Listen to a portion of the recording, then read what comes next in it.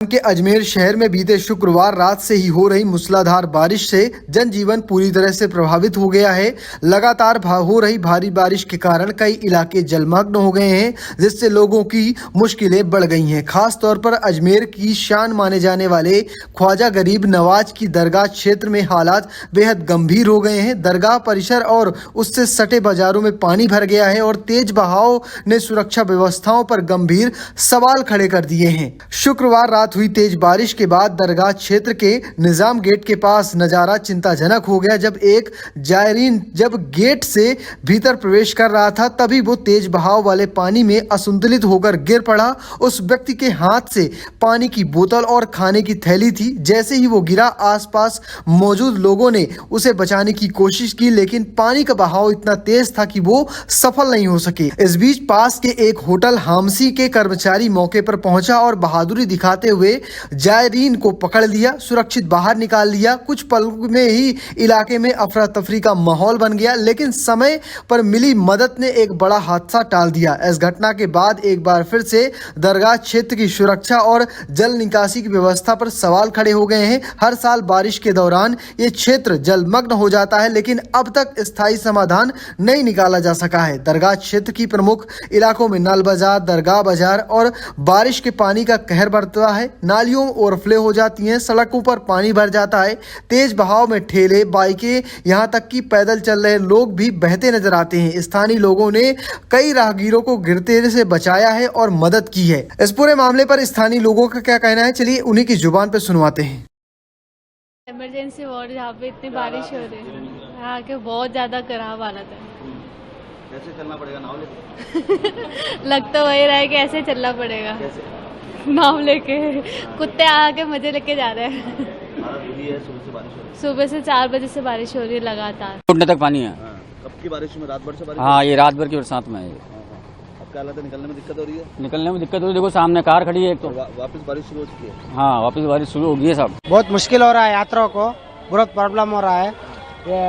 ये डिपार्टमेंट से बहुत प्रॉब्लम हो रहा है। अभी तो वो ये मुश्किल पार करना है से पार करना है पूछ रहा हूँ। स्टेशन पे क्या नदी बह रही है? फुल नदी भर के सब प्रॉब्लम हो गया है यात्रियों को। JLN hospital Ajmer. और आज तो बहुत ही 2 घंटे हो गए बारिश के होते हुए। कंटिन्यू रनिंग सुबह 5 बजे से बरसात आ रही है और पानी रास्ते के अंदर 1.5 2 फुट टांगों में भरा पड़ा। हम भी बड़ी मुश्किल से गाड़ी निकाल के लेकर। अस्पताल का बहुत बुरा हाल है, जगह जगह पानी भरा पड़ा पूरे वार्ड के अंदर, ऊपर नीचे दोनों 3 मंजिल खराब है। पानी भरा है जगह जगह। पीछे की तरफ अभी जस्ट ड्यूटी कर रहे थे होमगार्ड के जवान हमारे रमेश चंद 236, वहाँ लेब में ऊपर से छत गिरी। अभी आप देखे, मौका मुआयना करें मैं आपको। पानी की क्या हालत है? गंदगी बहुत नहीं हो सकता खाली सर, बहुत पानी भरा है। अभी तो बारिश चालू हुई है? जी सर। ये अजमेर रेलवे स्टेशन है सर, और फर्स्ट क्लास गेट है, बाहर का एरिया है। और कितनी देर बारिश में ये हालत हो गई? ये आधे पौने घंटे की बरसात में ही हाल हो जाता सर। पानी भरा हुआ है लगातार? हाँ, लगातार भरा हुआ सर। कितना पानी है? ये है करीबन घुटने तक पानी है। भरा रहता है हमेशा? नहीं, हमेशा नहीं भरा रहता। बरसात में हो जाता बाहर का नगर निगम वाला का चेम्बर, अगर उसके ऊपर कोई पट्टी लगा देते तो उस चक्कर में भर जाता है। जब हम चेम्बर पट्टी हटा देते तो ये कितनी दिक्कत आ रही है? अब दिक्कत आएगी सर बरसात के अंदर। रेलवे स्टेशन है, और क्या हालत हो रहा है रेलवे स्टेशन का? बहुत ही घटिया हालत हो रहा है। क्या स्विमिंग पूल बन गया रेलवे स्टेशन? हाँ जी, बनी है, देख लो आप। कितनी देर की बारिश में? कम से कम भी आधे घंटे की बारिश में। तो ये हमेशा बढ़ता है बारिश में? अरे हमेशा बढ़ता, नाला आता नाला बाजार से, इसीलिए। तो अभी कितनी फुट पानी भरा हुआ है? कम से कम भी घुटने तक से फिर भरा हुआ होगा। अजमेर स्टेशन पर जो पानी का भराव है वो लगातार नहीं रहता है। जब तेज बारिश होती है तब बाहर की तरफ से जो मार्केट एरिया है या जो तारागढ़ की तरफ जो कुछ पहाड़ी क्षेत्र है, वहां से पानी बह करके वो स्टेशन की तरफ आता है और वो स्टेशन पर लगभग आधे घंटे के अंदर वो वापस ड्रेन आउट हो जाता है। तो ज्यादा समय तक पानी रुकता नहीं है स्टेशन पर। और इसके लिए हम लोगों ने जो रेलवे के हमारे ड्रेन्स हैं उनका हम लोग टाइम टू टाइम क्लीनिंग कर रहे हैं। ड्रेनेज सिस्टम अच्छा है, इसीलिए पानी जल्दी खाली भी हो जाता है और ड्रेनेज की लगातार हम लोग सफाई वगैरह करते रहते हैं। अब बाहर से जो पानी आ रहा है उसका मुख्य कारण यही है कि स्टेशन का लेवल थोड़ा आसपास के एरिया की तुलना में नीचे है।